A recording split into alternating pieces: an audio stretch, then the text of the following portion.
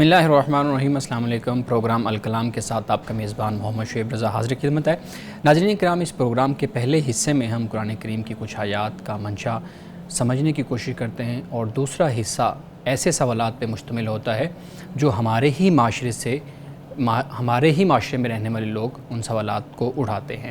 ہمارے ساتھ شریک گفتگو ہوتے ہیں جناب محمد امانت رسول صاحب، بہت شکریہ امانت صاحب آپ کے وقت کا۔ میری معاونت کے لیے موجود ہیں جناب بلال صاحب، بلال بہت شکریہ آپ کے وقت کا، آپ کے سوالات کا۔ امانت صاحب، ہم اپنی پروگرام کا آغاز کرتے ہیں۔ سابقہ جو پروگرام تھا، گزشتہ پروگرام، اس میں ہم بات کر رہے تھے اصحاب کہف کے بارے میں، اور بات یہاں تک پہنچ چکی تھی کہ اب وہ افراد، وہ جو 7 لوگ ہیں، وہ غار میں پہنچ گئے ہیں، اور غار کے اندر تک کا جو قرآن کریم نے واقعہ بیان کیا ہے اس کے اوپر ہم فوکس کر رہے تھے۔ میں آپ سے گزارش کروں گا اس سے آگے اپنی گفتگو کا آغاز کیجیے گا۔ بسم اللہ الرحمن الرحیم۔ ناظرین کرام، ہم نے سورۃ الکہف کی آیت نمبر 16 تک ہم نے بات کی تھی، اور آج ہم آیت نمبر 17 سے آغاز کرتے ہیں۔ اصحاب کہف غار میں موجود تھے، اور کس کیفیت میں تھے، وہاں کا منظر کیا تھا، اللہ تعالیٰ نے اس کو بیان کیا ہے۔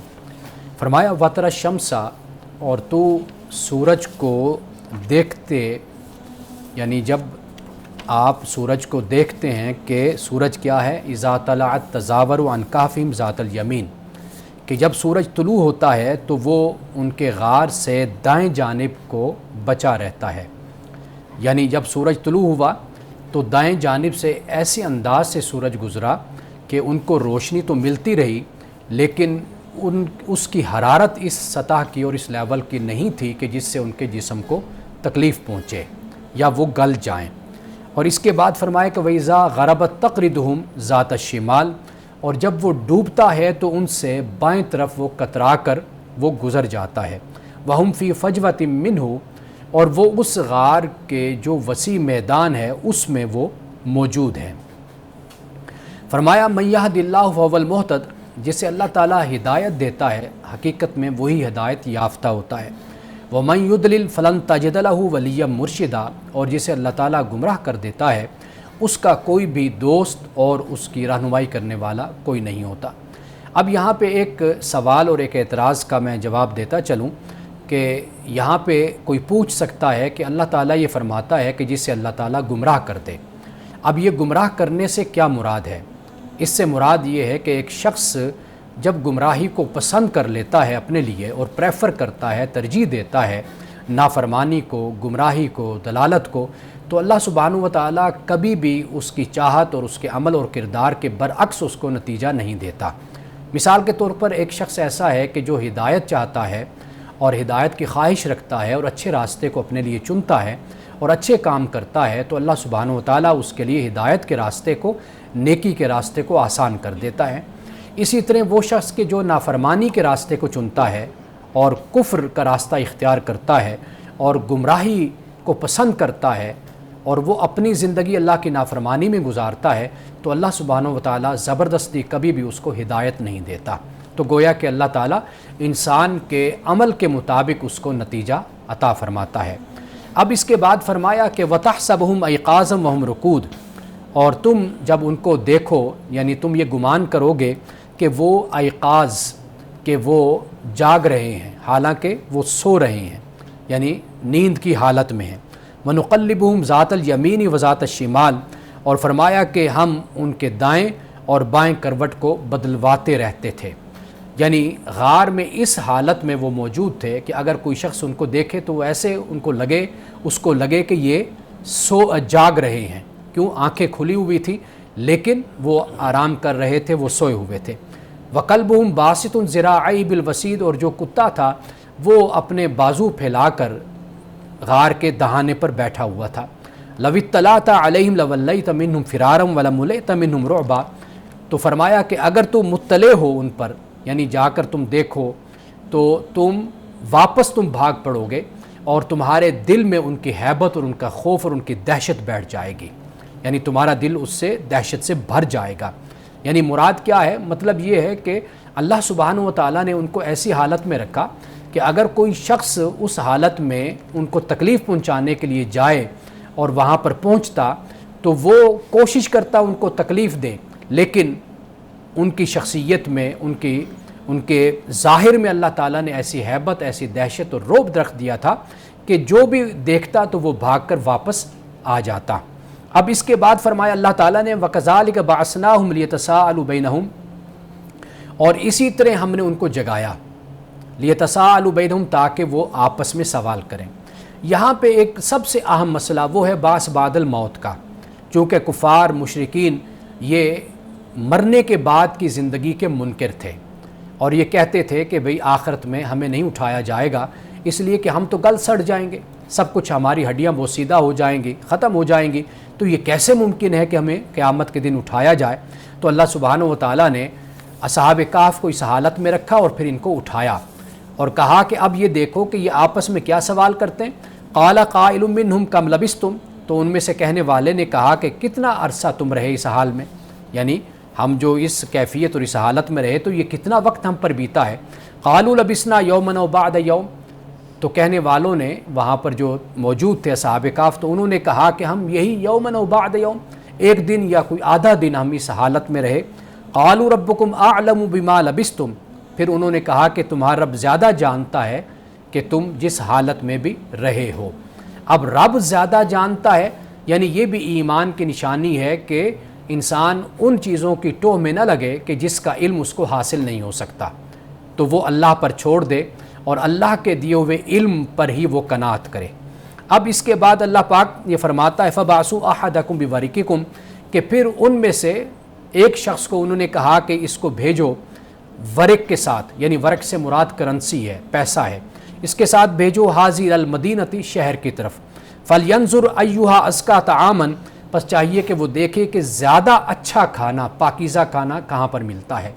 یعنی ناظرین کرام یہاں پر دیکھیے کہ وہ غار میں موجود ہیں، کتاب ان کے ساتھ موجود ہے، اور پھر جب وہ بیدار ہوتے ہیں تو بیدار ہوتے وہ کسی کو اگر کھانے کے لیے بھیجتے ہیں تو یہ نہیں کہا کہ ایسی جگہ سے کھانا لانا جو مزیدار ہو، ٹیسٹی ہو، بلکہ یہ کہتے ہیں کہ وہ کھانا پاکیزہ تر ہو، وہ حلال ہو، وہ اچھا ہو، وہ کھانا لانا۔ یعنی مومنین کے پیش نظر ہمیشہ یہ بات رہتی ہے کہ وہ حلال کھائیں، حرام سے اپنے آپ کو بچائیں۔ اور یہاں پر یہ بھی میں وضاحت کرتا چلوں کہ حرام سے مراد ہرگز یہ نہیں ہے کہ چند چیزیں ہیں کہ جو قرآن پاک نے بیان کر دی بس وہی حرام ہے۔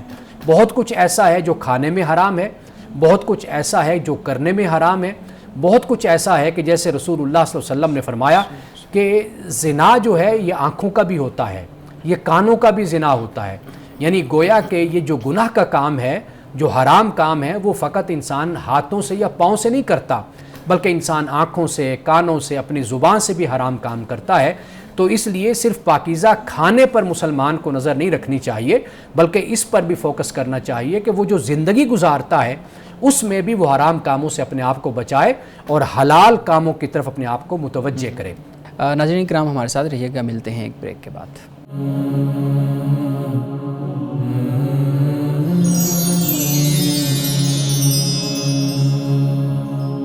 ویلکم بیک ناظرین، ہمارے صاحب اپنی گفتگو کا آغاز کیجیے گا۔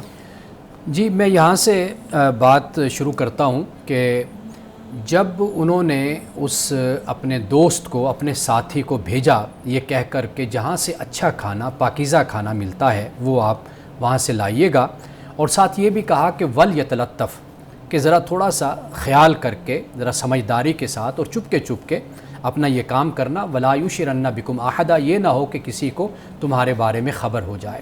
اب ان کا خیال تو یہ تھا کہ ہم ایک دن یا آدھا دن اس حالت میں رہیں، تو اس لحاظ سے اس خیال کے مطابق انہوں نے یہ نصیحت اپنے ساتھی کو کی تھی۔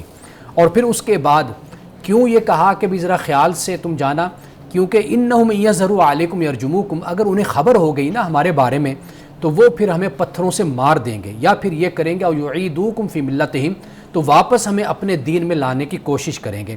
ولن تفلحوا اذا ابدا، اور پھر اس طرح تم کبھی بھی فلاح نہیں پاؤ گے۔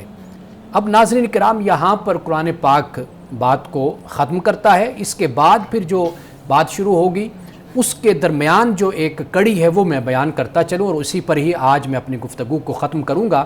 اور وہ کڑی یہ ہے کہ جب وہ شخص اصحاب کہف میں سے پیسے لے کر جب وہ مارکیٹ میں گیا ہوگا اور اس نے جا کر وہ کرنسی کی جو 200 سال 300 سال پہلے کی کرنسی ہے، اور وہ بادشاہ بھی دنیا سے چلا گیا، وہ لوگ کہ جو مشرک تھے اور ان کے مخالف تھے، دشمن تھے، وہ بھی مر کھپ گئے تھے۔ اب یہ شخص جب وہ کرنسی لے کر پہنچا لوگوں کے سامنے تو انہوں نے کہا بھائی یہ کیا پیسے تم لے کر آ گئے ہو، یہ تو اب نہیں چلتے، یہ تو 200-400 سال پہلے کی بات ہے، اس وقت یہ کرنسی استعمال ہوتی تھی۔ اب ایسا لگتا ہے کہ اس کے بعد لوگوں کو تھوڑا سا ان کے بارے میں کچھ تجسس ہوا ہوگا، جستجو ہوئی ہوگی کہ یہ کون سے لوگ ہیں، ہم معلوم تو کریں۔ اس طرح اس کا پیچھا اور تعاقب کرتے ہوئے یہ پھر غار تک لوگ پہنچے ہوگے، انہیں معلوم ہوا ہوگا کہ یہ وہ لوگ ہیں کہ جو تقریباً 200-300 سال پہلے فلاں بادشاہ کے وقت میں جو مشرک تھا اس وقت یہ لوگ اس غار میں آئے تھے اور انہوں نے یہاں پر پناہ لی تھی۔ تو اس طریقے سے لوگوں کو ان کے بارے میں خبر ہوئی۔ جی بہت شکریہ مانا صاحب، بڑے مدلل انداز میں آپ جو ہے نا وہ قرآن کریم کی آیات کا منشا بیان کر رہے تھے۔ وہی طریقہ کار کے کچھ سوالات ہیں آپ کی گفتگو سے متعلق۔ ایک تو آپ یہ اعتراض مستشرقین کی طرف سے ہوتا ہے، ہمارے پروگرام میں 1-2 سوال ایسے لیتے ہیں جو جدید ذہن سے متعلق ہیں اور ہمارے سامنے آتے ہیں۔ یہ کہ قرآن کریم بیان کرتا ہے کہ وہ سوئے رہے، ٹھیک ہے، کتنی مدت سوئے رہے اس بارے میں بیان نہیں کرتا۔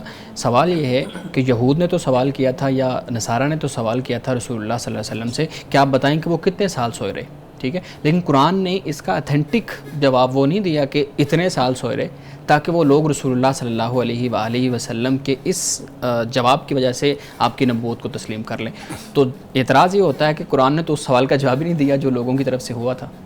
اچھا، پہلی بات تو یہ ہے کہ قرآن مجید نے سوال کا جواب تو نہیں دیا، لیکن ایک پہلو سے اگر آپ دیکھیں تو جواب دے بھی دیا ہے۔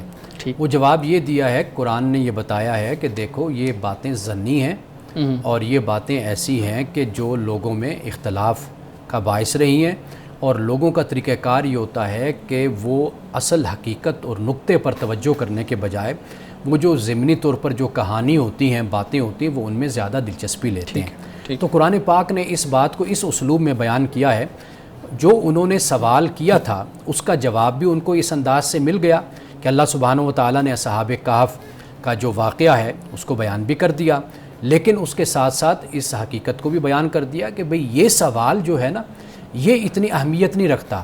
اصل جس بات کی اہمیت ہے وہ یہ ہے کہ آخر یہ غار میں گئے کیوں تھے اور اس کی وجہ کیا تھی، اور جس بنیاد پر انہوں نے یہ تکلیفیں اٹھائی تھیں وہ اللہ تعالیٰ کی توحید ہے، وہ دین حق ہے، وہ اسلام ہے، اس کی خاطر انہوں نے یہ تکلیفیں اٹھائی تھیں۔ تو یہ اصل جو بات ہے اس کو قرآن پاک نے بیان کیا۔ تو گویا کہ یہ جو سپیکولیشن کی باتیں ہوتی ہیں، اٹکل پچوں کی باتیں ہوتی ہیں اور یہ ظن اور گمان کی باتیں ہوتی ہیں، قرآن پاک اس کو ڈسکس نہیں کرتا۔ ایسے بہت سے سوالات قرآن پاک میں بیان ہیں کفار و مشرکین کے، کہ قرآن پاک نے ان کا جواب دینے کے بجائے، اس لیے کہ ان باتوں کا جواب دینا در حقیقت وہ سوال کرنے والے کی منشا ہی نہیں ہوتی۔ تو اس کا اصل مقصد یہ ہوتا ہے کہ میں کس طرح سوال سے سوال نکالوں، کس طرح میں بحث کو لمبا کروں، لا حاصل بحث میں وہ جاتا ہے۔ لیکن قرآن پاک کا جو اسلوب، جو انداز ہے، جیسے مثال کے طور پر بنی اسرائیل میں جب انہوں نے مطالبات کی ایک لمبی فہرست پیش کر دی تھی، تو وہاں پر سمپل بات اللہ سبحانہ و تعالیٰ نے جو بیان کی ہے کہ سبحان ربی، کہ میرا رب پاک ہے اور مجھے اللہ تعالیٰ نے رسول بنا کر بھیجا ہے اور میں ایک بشر ہوں۔ بس اتنی سی بات ان کے سوال کے جواب میں دی گئی ہے۔ تو یہاں پر بھی جو انداز ہے، جو اسلوب ہے، وہ یہی ہے جو قرآن نے اختیار کیا ہے۔ ٹھیک ہے جی۔ اچھا، ایک اور سوال، آیت نمبر 22 میں غالباً اگر میں غلط نہیں ہوں تو اللہ رب العزت نے کہا کہ اس قصہ کے بارے میں مزید کھوج لگانے سے، یعنی وہ کتنے سال سوئے رہے، کتنے سال جو ہے نا وہ نہیں سوئے رہے، ان چیزوں کی کھوج لگانے سے منع کیا گیا ہے۔ 2 سوال ہیں بنیادی طور پہ اس پہ۔ ایک تو یہ کہ مفسرین نے بہت زیادہ جو ہے نا وہ اس قصے کو بیان کیا ہوا ہے اور انہوں نے اویسلی کسی اچھے سورس سے ہی اس کو بیان کیا ہوگا۔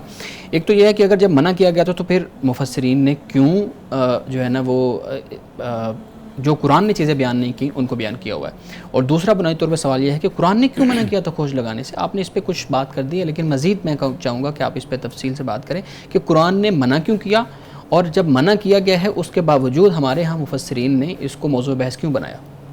دیکھیے، مفسرین کرام کا جو کام ہے نا، انہوں نے کہیں نہ کہیں سے کوئی مواد، کوئی چیزوں کو جمع کر دیا، ٹھیک ہے، وہ لے آئے۔ پہلے مفسرین اور مورخین کا جو ہم مزاج اور طریقہ دیکھتے ہیں وہ یہی ہوتا ہے کہ وہ ان کی کوشش ہوتی ہے کہ جو بھی متعلقہ باتیں ہیں ان سب کو جمع کر کے وہ ایک جگہ پر لے آئیں. صحیح. جیسے امام طبری کا جب ہم حوالہ دیتے تو انہوں نے آغاز میں یہی کہا کہ بھئی میں یہ جتنی بھی روایات اور واقعات کو جمع کر رہا ہوں یہ کوئی اتھینٹک نہیں ہے, کوئی لازم نہیں ہے کہ آپ ان کو ضرور اختیار کریں اور آپ ان کو قبول کریں. آپ دیکھ لیں کہ جو معیار پر پورا اترتی ہیں, ثقہ ہیں, آپ ان کو لے لیں.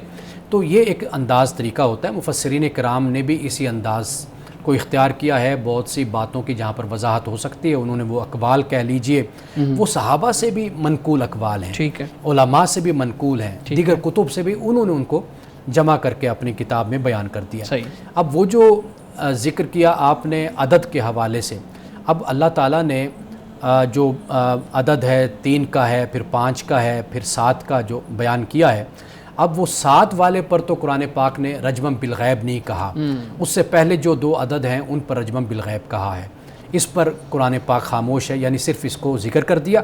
تو اکثر ہمارے جو مفسرین وہ کہتے ہیں کہ گویا کہ یہ جو ہے یہ مرجح آپ سمجھ لیجئے کہ اس کو ترجیح دی جا سکتی کیونکہ اللہ پاک نے یہاں پر رجمم بالغیب نہیں فرمایا. لیکن دیکھیے قرآن پاک کو ہمیں سمجھنا ہوگا کہ قرآن اصل ہم سے مطالبہ کیا کرتا ہے. ٹھیک ہے. اگر ہم تاریخ کی ان باتوں میں الجھ جاتے ہیں نا تو قرآن کا جو مقصود ہے وہ پھر پس پشت چلا جاتا ہے. لیکن میں معذرت آپ کی بات کاٹوں گا, پھر سوال تو یہ ہوتا ہے, مطلب کسی بھی نوجوان کے ذہن میں سوال آ سکتا ہے کہ اگر جو آپ بات کر رہے ہیں کہ جو مقصود ہے اس پہ ہی رہنا چاہیے اور ادھر ادھر کی باتوں پہ نہیں, تو پھر ہمارے مفسرین نے تو بہت زیادہ اس پہ لکھا ہوا ہے. دیکھیں مفسرین کرام کا جو لکھا ہوا ہے اس سے آپ اختلاف کر سکتے ہیں نا.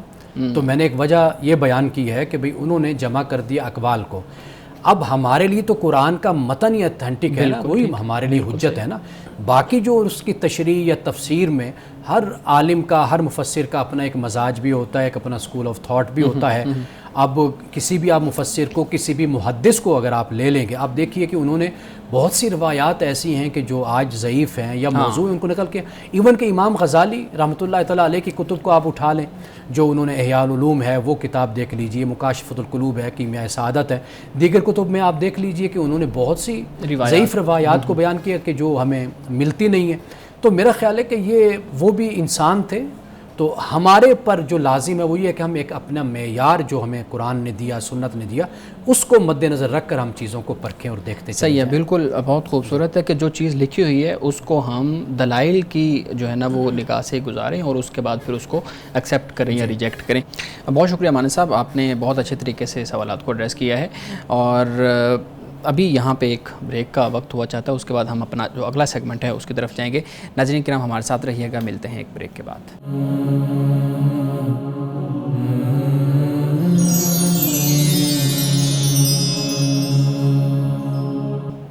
Welcome back. امان صاحب, آخری سوال اس واقعے سے متعلق آپ کے سامنے رکھوں گا. اصحاب کہف کے کتے کا ذکر اس صورت کے اندر, ان آیات کے اندر ہوا. ہم اگر اس کو تھوڑا اس پس منظر سے ہٹا کے دیکھیں تو ہمارے ہاں اس جانور کی مذمت کی جاتی ہے, ہمارے سامنے اس کو برا سمجھا جاتا ہے, ہمارے سامنے روایات بیان کی جاتی ہیں کہ جس کے گھر میں کتا ہوگا اس کے گھر میں رحمت کے فرشتے نہیں آتے, ہم یہ سنتے رہے ہیں, اور اس طرح کی روایات بیان بھی کی جاتی ہیں. تو یہاں پہ ہم دیکھتے ہیں تو کہ یہاں پہ اس جانور کی ایک جو وہ ایک بیک گراؤنڈ ہے اس کو اور طریقے سے بیان کیا جا رہا ہے. یہاں پہ تو بہت اچھے طریقے سے اس کو جو ہے نا وہ ایڈریس کیا جا رہا ہے. اور دوسرا یہ بھی کہا جاتا ہے کہ اصحاب کہف کا جو کتا ہے وہ جنت میں بھی جائے گا. تو یہ مختلف طرح کی روایات ہیں جو کہیں نہ کہیں جا کے ایک دوسرے کی مخالفت میں یعنی کانٹرڈکشن میں کھڑی ہو جاتی ہیں. آپ کا کیا ویو ہے اس پہ؟ اچھا, پہلی بات تو یہ ہے کہ کتا ایک بڑا وفادار جانور ہے اور بہت اچھا جانور ہے. ابھی کچھ دن پہلے ایک واقعہ ہوا کہ کتے کا مالک نوجوان لڑکا تھا, وہ نہر میں ڈوب گیا یا دریا میں, آپ نے پڑھا ہوگا. تو وہ کتا وہاں پر ہی رہا, یہ واقعہ سننے اور اپنے مالک کے انتظار میں کہ وہ تیرنے گیا تو ابھی باہر آ جائے گا, تو وہ نہیں آیا, ڈوب گیا وہ. اور وہ کتا اس نے مرتے دم تک کچھ کھایا نہیں, اور اسی دریا کے کنارے پر دوسرے دن لوگوں کو اس کی لاش ملی ہے کہ وہ مر گیا. تو کتے کو ہمارے ہاں بہت زیادہ جو ہے وہ اس انداز سے مذمت کی جاتی ہے یا اس کو ایک گالی بنا دیا گیا ہے. حالانکہ دوسری طرف ہم اپنے لٹریچر میں بھی دیکھیں نا, مذہبی لٹریچر میں اور اپنے صوفیاء کے لٹریچر میں ہم دیکھیں تو کتے کو جس انداز سے انہوں نے بیان کیا ہے تو وہ ایک شاندار جانور ہمارے سامنے آتا ہے کہ جس نے ہمیشہ انسان کے ساتھ وفاداری کی ہے اور انسان کی حفاظت کی ہے, چوکیداری کی ہے. یہ سب کچھ ہمیں اپنے لٹریچر سے ہمیں معلوم ہوتا ہے، اور ہم دیکھتے ہیں اپنے معاشرے میں ہمارے ہاں کچھ زیادہ باتیں جو ہیں وہ عام ہو گئیں اور لوگ اس کے بارے میں اس طرح کومنٹس پاس کرنے لگ گئے. اب دیکھیے قرآن پاک نے کتے کے بارے میں ہی تو کہا ہے کہ مقلبین تعلمونہن ما علمکم اللہ، بالکل کہ جو اللہ نے تم کو سکھایا وہ تم کتے کو اس کی تربیت دیتے ہو، ٹیم کرتے ہو اس کو. اب کتا شکار پکڑ کر لاتا ہے، آپ اگر تکبیر پڑھ کے کتے کو بھیج دیتے ہیں تو اس کا شکار آپ کے لیے حلال ہو جاتا ہے. تو اس لیے تو میرا خیال ہے کہ ہمیں اس بات پر فوکس کرنا چاہیے. اور پھر دوسری بات احادیث رسول صلی اللہ علیہ وسلم کا جہاں تک پھر ہم جائزہ لیتے ہیں، ایک تو یہ ہے کہ حدیثوں کو آپ دیکھیے کہ ان کی اتھینٹسٹی کیا ہے، ان کا معیار کیا ہے، ایک تو یہ ہو گیا. دوسری بات یہ ہے کہ حدیثوں کا ایک خاص بیک گراؤنڈ بھی ہوتا ہے، پس منظر بھی ہوتا ہے، اس کو ہم ہمیشہ پیش نظر رکھیں. تو کئی دفعہ ایسے ہوتا ہے کہ میں اس موضوع سے ہٹ کر ایک بات کہہ رہا ہوں کہ ایک حدیث ہے مثال، لیکن ہے وہ ضعیف اور یا وہ موضوع ہے من گھڑت ہے، لیکن وہ مشہور اتنی لوگوں میں ہو جاتی ہے کہ وہ ایک تو حدیث مشہور اس میں ہے، لیکن ایک حدیث مشہور یہ ہوتی ہے کہ لوگوں میں ایسے مشہور ہو گئی. اب لوگ اس کو بطور حجت کے دیکھیں جی ہم نے یہ حدیث میں پڑھا. مثال کے طور پر آپ کو معلوم ہوگا کہ وہ کوڑا پھینکنے والی جو خاتون کے بارے میں کافرہ تھی، وہ کوڑا پھینکا کرتی تھی. اب یہ بالکل موضوع من گھڑت واقعہ ہے، اور آپ دیکھیے کہ ہم نے تو بچپن میں اپنے اسکول کی کتابوں میں اس کو پڑھا، تو لیکن اس کی کوئی سند نہیں ہے. تو کہنے کا مطلب یہ ہے کہ ہمیں یہ جو رویہ ہم اختیار کر لیتے ہیں مذہب کے نام پر، اس کا بھی ہمیں جانچ پڑتال اس کی ہمیں کرنی چاہیے، اور مستند طریقے سے ہم اپنے رویوں کو، اپنے سلوک کو ہم پروان چڑھائیں. نہ یہ کہ سنی سنائی باتوں کی بنیاد پر، اور پھر ایک جانور ہو کوئی بھی ہو تو اس کے بارے میں یہ اس طرح رویہ اختیار کرنا یا اس کو حقیر سمجھنا یا اس کے ساتھ برا سلوک کرنا، تو یہ میرے خیال نامناسب ہوتا ہے. ویسے بھی ہمارے معاشرے میں ایسے لگتا ہے کہ جو زیادہ محنتی اور زیادہ وفادار ہوتا ہے شاید اس کی قدر کم ہوتی ہے. جیسے آپ دیکھیے کہ امریکہ کا جو قومی جانور ہے وہ گدھا ہے، ڈونکی، اور ہمارے ہاں جو بیچارہ محنتی ہو اسے ہم کہتے ہیں یہ بے وقوف ہے اور یہ احمق ہے، اور اس کو گدھا ہم کہتے ہیں. تو ہمیں تھوڑی سی نا اپنی جو نارمز ہیں، روایات، اپنے رویہ، سوچ، ہمیں یہ تبدیل کرنی چاہیے، ریوائز کرنے کی ان کو ضرورت ہے. بہت شکریہ امانت صاحب، تھینک یو سو مچ. بلال صاحب آپ کے پاس بھی کچھ سوالات ہوں گے تو پلیز امانت صاحب کے سامنے رکھیے گا. جی تھینک یو سو مچ. سر میرا سوال یہ ہے کہ آج کے دور میں ہم دیکھتے ہیں جہاں سوسائٹیز باقاعدہ طور پر کسی نہ کسی مذہب سے ایسوسیٹ ہو چکی ہیں، مذہب کے نام پر بڑی بڑی ریاستیں بھی بن چکی ہیں، اور باقاعدہ طور پر کمیونٹیز ڈیولپ ہو چکی ہیں جن میں ایک خاص مذہب کی تعلیم دی جاتی ہے. اسکولز، کالجز اور یونیورسٹیز میں بھی ہم یہ چیز دیکھتے ہیں. سوال یہ ہے کہ کتنا آسان ہے مذہب کو تبدیل کرنا، ہم کتنی آسانی سے کسی اور مذہب کو ایک میچور ایج میں ایکسیپٹ کر سکتے ہیں، اس کا طریقہ کار کیا ہونا چاہیے، اور سب سے بڑھ کر آپ کے لیے کہ آج آپ جس پوزیشن پر بیٹھے ہیں، آپ کے سامنے قرآن ہے، کیا اگر آپ کسی اور مذہب میں پیدا ہوئے ہوتے تو آپ کتنی آسانی سے اسلام تک پہنچ جاتے؟ پلیز اس بارے میں بتائیے گا. اچھا، پہلی بات تو یہ ہے کہ اگر میں ایسا ہوتا تو اگر کا تو کوئی جواب نہیں ہوتا. بالکل، یعنی جواب اس کا ہوتا ہے جو واقعتاً جو چیز موجود ہوتی ہے جی اس کا جواب ہوتا ہے. میں یہ گزارش کروں گا کہ قرآن مجید میں پڑھتا ہوں، ایک طالب علم کی حیثیت سے قرآن پاک کو سمجھنے کی کوشش کرتا ہوں.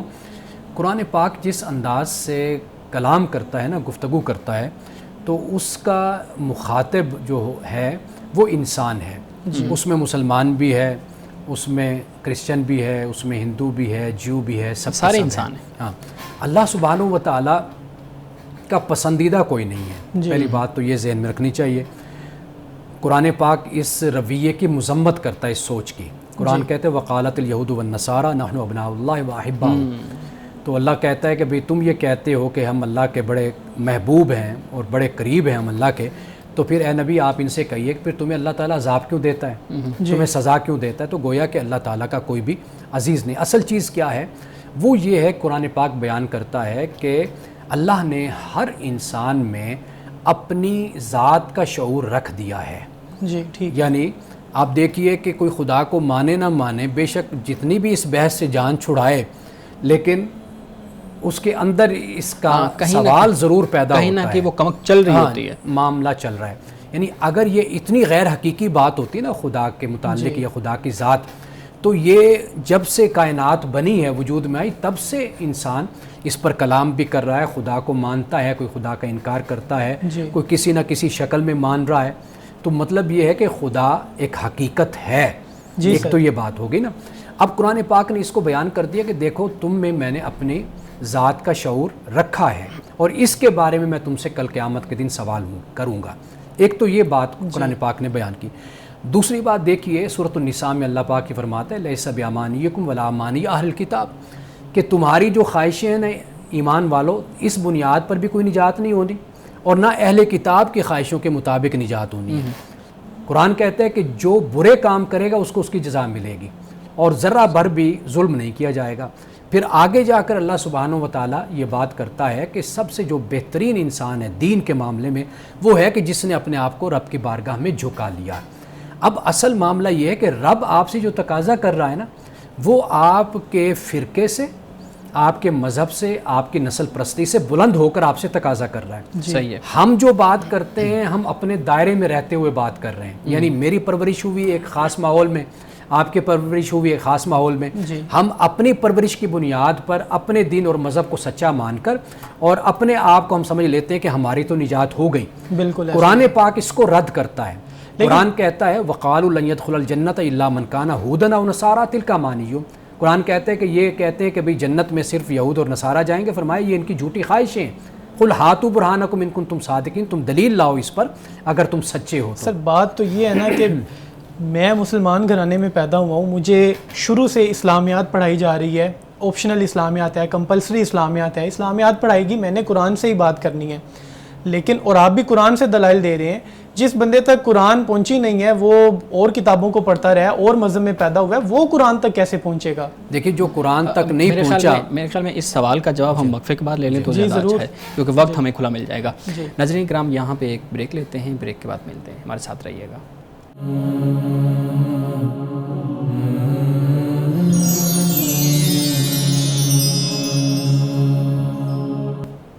Welcome back. امان صاحب، بلال صاحب نے آپ کے سامنے سوال رکھا تھا کہ ایک شخص جو مسلم گھرانے میں پیدا ہوا ہے اس کے پاس تو قرآن موجود ہے یا اس کی ایکسیس جو ہے نا وہ قرآن پاک تک ہے، وہ اس سے رہنمائی لے سکتا ہے، لیکن ایسا شخص جس کی ایکسیس نہیں ہے قرآن پاک تک، جس کے پاس جو ہے نا قرآن موجود نہیں ہے، جب وہ مسلم گھرانے میں پیدا نہیں ہوا تو وہ کیسے اس سے رہنمائی حاصل کرے؟ اچھا، پہلی بات تو یہ ہے کہ جن کی ایکسیس ہے، جو قرآن تک پہنچے ہوئے ہیں، وہ قرآن کتنا پڑھتے ہیں؟ ایک سوال تو خود مسلمانوں پر اٹھتا ہے، یعنی کہ صرف یہ تو کفایت نہیں کرتا نا کہ آپ نے کلمہ پڑھ لیا، آپ نے کہا جی میں مسلمان ہو گیا۔ اب اللہ سبحانہ و تعالیٰ صرف یہ ٹائٹل آپ سے نہیں چاہتا نا، مسلم سے مراد ہے فرما بردار ہونا، اور اسی کو کہتے ہیں کہ یہ حنیف ہے۔ یعنی صرف مسلمان ہونا کافی نہیں ہے، اللہ کا تقاضا آپ سے آگے بھی ہے نا، کہ قرآن پاک میں مسلم ہی کی پھر آگے جو تفصیل کو بیان کیا جاتا ہے کہ جیسے صالحین ہیں، جیسے شہداء ہیں، صدیقین ہیں، اللہ کے بندے متقین ہیں، محسنین ہیں، سچ بولنے والے ہیں، کتنی پھر آگے کیٹاگریز آپ کہہ لیجئے یا اقسام کہہ لیجئے قرآن پاک نے بیان کیا۔ پہلی بات تو یہ کہ خود مسلمان سے اس بات کا سوال ہوگا اور وہ اس کا جواب دہ ہے کہ بھئی اس نے قرآن پاک کو کتنا سمجھا اور کتنا پڑھا، ایک بات۔ دوسری بات یہ ہے کہ جہاں تک دوسروں کا معاملہ ہے نا، جب انسان، قرآن کہتے ہیں وفی انفسکم افلا تبصرون، اللہ نے تمہارے اندر بھی نشانیاں رکھ دی ہیں۔ جب انسان اپنے آپ کو قرآن سے ٹیلی کر کے دیکھتا ہے نا تو ان دونوں میں بڑی مطابقت انسان کو ملتی ہے۔ اگر ایک شخص اپنی ذات پر غور و فکر کرتا ہے، سب سے بڑا جو انسان کے لیے مسئلہ ہے نا، سب سے مشکل کام ہے، وہ یہ ہے کہ وہ اپنے ماحول سے اٹھ کر چیزوں کو پڑھے اور مطالعہ کرے۔ جب ہم اصحاب کہف کی بات کرتے ہیں، ہم انبیاء علیہ السلام کے بارے میں بات کرتے ہیں یا دیگر ہم اللہ کے نیک بندوں کے بارے میں بات کرتے ہیں، ان میں سب سے بڑا وصف یہی تھا کہ انہوں نے اللہ کے دین کو پیور شکل میں اختیار کیا اور پیور دین کو قبول کیا اور اسی کی پھر آگے تبلیغ کی۔ اب آپ جب سوال کرتے ہیں نا، اکثر ہمارے جو نوجوان سوال کرتے ہیں ان کا اصل جو معاملہ بیک گراؤنڈ کا ہوتا ہے وہ یہ ہوتا ہے کہ وہ ایک خاص ماحول میں پرورش پا کر آتے ہیں، اسی طرح کے خیالات اور تصورات کو وہ آگے لے کر چلتے ہیں۔ تو لہٰذا میں یہ سمجھتا ہوں کہ جب انسان فطرت سے کلام کرتا ہے نا فطرت سے. وہ جو قرآن پاک کو اگر ہم پڑھیں تو ہمیں 3 طرح کے علوم نظر آتے ہیں انسان کے لیے جس کی طرف اللہ متوجہ کرتا ہے. ایک ہے نیچر کا علم، فطرت کا، کائنات کا، آپ غور و فکر کرتے ہیں. دوسرا ہے تاریخ، ہسٹری، قرآن پاک اس کو بھی بیان کرتا ہے، سیرو فی الارض. بالکل بالکل. اچھا، پھر تیسری جو بات قرآن کہتا ہے وہ کہ اپنے اندر دیکھو، اپنی ذات کا علم. تو جب ایک انسان ان 3 چیزوں پر غور و فکر کرتا ہے تو وہ گویا کہ قرآن کے قریب ہوتا چلا جاتا ہے. اور پھر اگر اس کے کان میں قرآن کی آواز پڑتی ہے، وہ متوجہ ہوتا ہے، تو مجھے یقین ہے اس بات کا کہ وہ پھر قرآن کی طرف راغب بھی ہوگا اور قرآن کی طرف دلچسپی بھی اپنی رکھے گا. اس کے بعد ایک سوال پھر یہ بھی پیدا ہوتا ہے. جی ایک وہ شخص جو مسلمان گھرانے میں پیدا ہوا، اس نے ساری زندگی دین اسلام کو شعوری طور پر نہیں سمجھا. اس نے قرآن کو پڑھا ہے، نمازیں ادا کی ہیں، لیکن شعوری طور پر دین کو ایکسیپٹ نہیں کیا. ایکسیپٹ کرنے سے مراد ہے سمجھا نہیں ہے شعوری طور پر، عقلی طور پر. ایک وہ شخص جو کرسچن میں یا کسی بھی اور مذہب میں پیدا ہوتا ہے، اس نے بھی اپنے مذہب کے مطابق عبادات کی ہیں، لیکن شعوری طور پر اس نے بھی ایکسیپٹ نہیں کیا. اب میری نظر میں تو دونوں لوگ برابر ہونے چاہیے. اللہ تعالیٰ کی نظر میں بھی دونوں لوگ برابر ہیں، کیونکہ دونوں لوگ اپنے اپنے مذہب پر اپنے باپ دادا کے بتائے ہوئے طریقے پہ چلتے رہے، لیکن شعوری طور پر ایکسیپٹ نہیں کیا.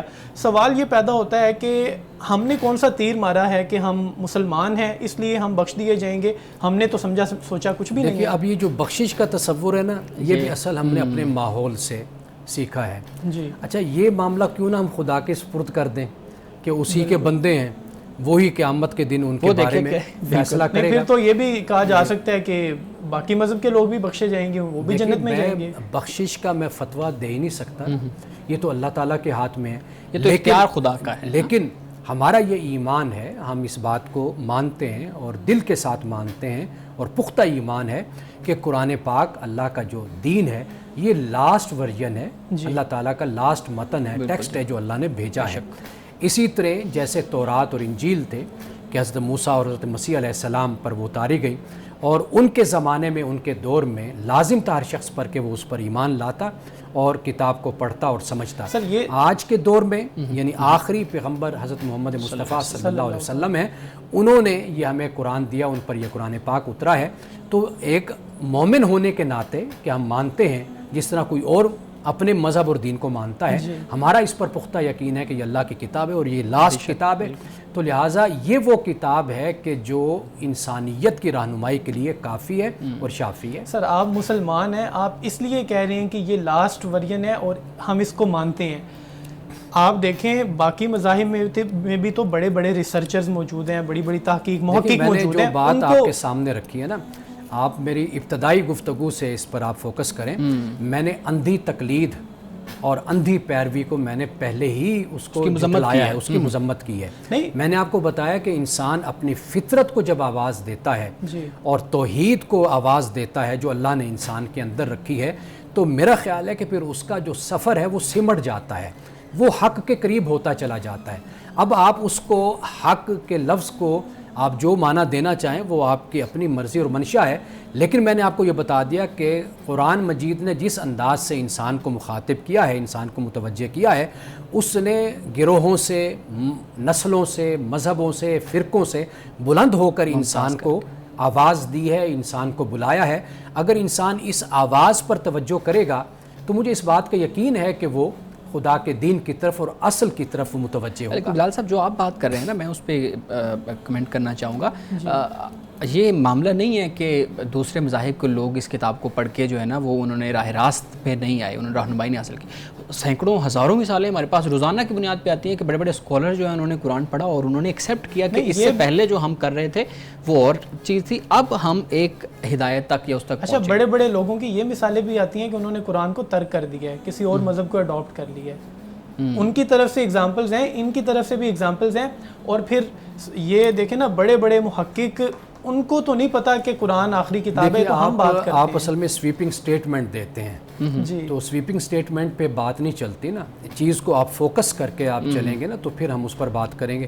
اب اگر آپ یہ بات کہہ رہے ہیں، دیکھیے سچی طلب انسان کے اندر ہو، انسان شوق رکھے، جذبہ رکھے. ہم یہ نہیں کہہ رہے کہ کوئی بڑا ہارڈ قسم کا سٹینس لے کر وہ کھڑا ہو جائے. بات اصل میں یہ ہے کہ جب انسان جستجو اپنے اندر کمی محسوس کرتا ہے تو وہ پڑھتا ہے. اور جیسے میں نے آپ کو شروع میں کہا کہ انسان کہ اندر اللہ نے اپنی طلب کو رکھا ہے، اپنی ذات کا شعور کہہ لیجئے، توجہ کہہ لیجئے، جستجو کہہ لیجئے، یہ ہر انسان کے اندر، چاہے وہ خدا کا انکار کرے یا خدا کو مانتا ہو، لیکن یہ جو طلب اور تڑپ ہے وہ جنگل میں ہے، کسی پہاڑ پر ہے، شہر میں ہے، کسی بستی میں ہے، وہ اس کے اندر یہ چیز موجود ہے، یہ خدا نے انسان کے اندر رکھی ہے۔ یہاں سے جب اس کا سفر شروع ہوتا ہے پھر وہ رسولوں کی طرف بھی جاتا ہے، وہ پھر کتابوں کی طرف بھی آتا ہے، پھر وہ در حقیقت اپنے اندر کی آواز کی تسکین کی خاطر پھر وہ ان سارے راستوں کو دیکھتا ہے اور پھر ایک راہ کو چن لیتا ہے۔ ایک خاص ہمارا جو یہ سیگمنٹ ہے وہ آج کی حدیث سے متعلق ہے، تو ہمارے صاحب میں آپ سے ریکویسٹ کروں گا کہ وہ آج کی جو حدیث ہے اس پروگرام کی وہ آپ بیان کیجئے۔ آج کی حدیث ہے کہ جو ماتحت خوشامد کرنے والے ہوتے ہیں اسے رسول اللہ صلی اللہ علیہ وسلم نے پسند نہیں فرمایا، یعنی اسے حکمران کے لیے اور جو امیر ہوتا ہے اس کے لیے ایک نقصان کا اور بری علامت اس کو قرار دیا ہے۔ حضرت عائشہ صدیقہ رضی اللہ تعالی عنہا سے یہ روایت ہے کہ رسول اللہ صلی اللہ علیہ وسلم نے فرمایا کہ اللہ جب کسی حکمران کے ساتھ بھلائی کا ارادہ کرتا ہے، خیر کا، تو اس کو پھر اچھا وزیر دیتا ہے، یعنی جو اس کو اچھے مشورہ دیتا ہے۔ اگر وہ بھول جائے تو اس کو یاد دلاتا ہے، اور اگر یاد ہو تو اس کی پھر مدد کرتا ہے۔ اور پھر جب اللہ تعالیٰ کسی حکمران، کسی امیر کے ساتھ اگر اللہ تعالیٰ اس کے برعکس ارادہ کرتا ہے، یعنی بھلائی کا ارادہ نہیں کرتا، تو پھر اس کو برا وزیر دیتا ہے، اور پھر وہ وزیر کیا کرتا ہے، اگر وہ بھول جائے حکمران تو اس کو یاد بھی نہیں دلاتا، اور اگر اس کو یاد آ جائے تو پھر اس کی مدد بھی نہیں کرتا۔ یہ سنن ابی داؤد کی یہ حدیث ہے۔ جی بالکل۔ اچھا، اس سے ریلیٹڈ بھی تو ایک کال ہمیں ملتا ہے نا، میں ایک چھوٹا سا آپ کے سامنے وہ رکھوں گا کہ حضرت علی کے بارے میں ملتا ہے کہ لوگوں نے ان سے کہا کہ آپ کے دور کے اندر تو یہ جو معاملات ہیں فسادات والی یہ زیادہ ہیں، جبکہ آپ سے جو پچھلے ادوار تھے ان میں کم تھے، تو انہوں نے بھی اس سے متعلق شاید ان سے بات منسوخ کی جاتی ہے۔ آپ نے فرمایا تھا کہ بھئی ان کا مشیر میں تھا اور میرے مشیر تم ہو، بالکل یہ فرمایا، اور وہ اس حدیث سے جو ہے نا وہ لنک کر رہا ہے۔ تو بہت شکریہ امانت صاحب آپ کے وقت کا، آپ نے بہت ہی مدلل انداز کے اندر قرآن کریم کی جو آیات ہیں ان کا منشا بیان کیا، سوالات کے جوابات دیے۔ بلال صاحب بہت شکریہ آپ کے سوالات کا، اور آئی ہوپ کہ کچھ نہ کچھ تشفی جو ہے نا وہ ہوئی ہوگی آپ کی۔ ناظرین کرام، ہمارے پروگرام کا وقت ختم ہوا چاہتا ہے، اس دعا کے ساتھ ہم اپنے پروگرام کا اختتام کریں گے۔ اللہ رب العزت ہمیں حسن کلام اور تاثیر کلام عطا فرمائے، ہماری زبان کے گروں کو کھول دے اور سننے والوں تک خیر کا پیغام پہنچے۔ اجازت دیجیے، خدا حافظ۔